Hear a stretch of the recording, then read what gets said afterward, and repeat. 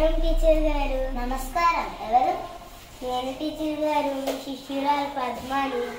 పద్మా, ఎంత పెద్దగా అయ్యో, ఎప్పుడో చిన్నప్పుడు చూసా, పట్టలేకపోయా. ఇప్పుడు ఏం చేస్తున్నా? అమ్మ, మీ చదువు వల్ల పద్మ చదువుకుని బడిపంతులైంది. రేపే బడిలో చేరాలి. మీ దగ్గర ఆశీర్వాదం తీసుకున్నామని వచ్చింది.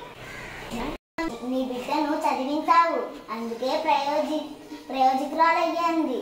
అప్పుడు ఏమొస్తుందిలే అనుకునే పద్మాని చేపల వేటకు తీసుకువెళ్లే వాళ్ళం.